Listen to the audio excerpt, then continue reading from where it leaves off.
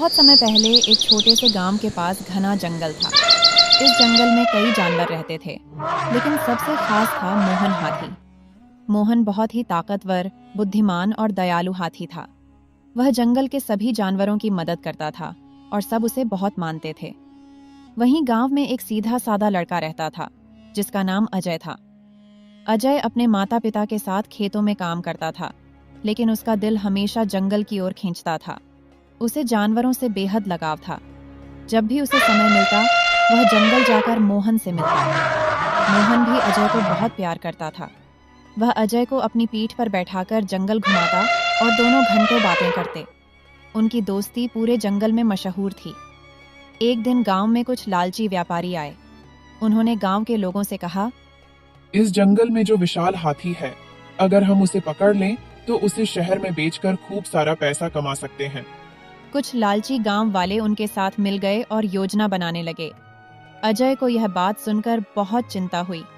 उसने सोचा, अगर मोहन को पकड़ लिया गया तो वह हमेशा के लिए मुझसे दूर चला जाएगा। मैं ऐसा नहीं होने दूंगा। अगली सुबह व्यापारी और गांव के लोग रस्से और जाल लेकर जंगल में पहुंचे। मोहन हाथी उस समय नदी के किनारे पानी पी रहा था। उन्होंने मौका देखकर चारों ओर से उसे घेर लिया। मोहन घबरा गया और जोर जोर से चिंघाड़ने लगा। उसकी आवाज पूरे जंगल में गूंज उठी। अजय को मोहन की चिंघाड़ सुनाई दी। वह बिना समय गंवाए जंगल की ओर दौड़ा। वहां पहुंचकर उसने देखा कि लोग मोहन के पैरों में रस्सियां बांध रहे हैं। यह देखकर उसका दिल भर आया। उसने तुरंत एक योजना बनाई। अजय पेड़ पर चढ़ गया और जोर जोर से चिल्लाने लगा, भागो भागो, जंगल में आग लग गई है। उसकी आवाज सुनकर व्यापारी और गांव के लोग घबरा गए। उन्होंने सोचा कि जंगल में सचमुच आग लग गई है और अपनी जान बचाने के लिए भाग खड़े हुए।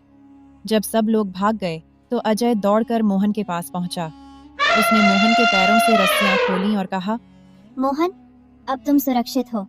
मोहन ने अजय को प्यार भरी नजरों से देखा और अपनी सूंड से उसे सहलाया। थोड़ी देर में जंगल के सारे जानवर वहां आ गए। उन्होंने अजय की बहादुरी की सराहना की। मोहन ने अपनी चिंगाड़ से पूरे जंगल में घोषणा की कि अजय उसका सच्चा दोस्त और रक्षक है। उस दिन के बाद गांव के लोग समझ गए कि जंगल के जानवरों को नुकसान पहुंचाना गलत है। उन्होंने फैसला किया कि वे जंगल और उसके जीवों की रक्षा करेंगे। अजय और मोहन की दोस्ती और भी गहरी हो गई। सीख: इस कहानी से हमें यह सीखने को मिलता है कि सच्ची दोस्ती में निस्वार्थ प्रेम होता है।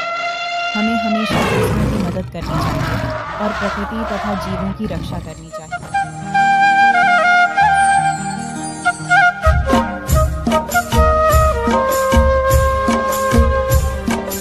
गांव में रमेश नाम का एक किसान रहता था।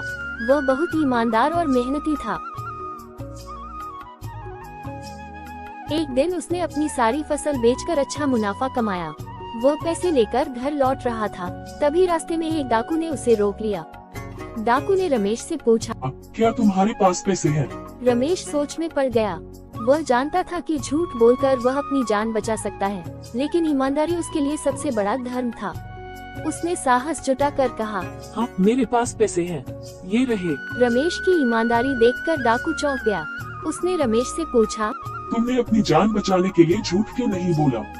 रमेश ने जवाब दिया, सच बोलना मेरे संस्कारों में है। पैसा दोबारा कमाया जा सकता है, लेकिन अगर मैंने झूठ बोला होता तो अपने आप से नजरें नहीं मिला पाता। डाकू रमेश की सच्चाई से इतना प्रभावित हुआ कि उसने अपने बुरे काम छोड़ने का फैसला कर लिया और रमेश के पैसे भी लौटा दिए। इस कहानी से यह शिक्षा मिलती है कि सच्चाई की ताकत सबसे बड़ी होती है, जो दूसरों को भी बदलने की शक्ति रखती है।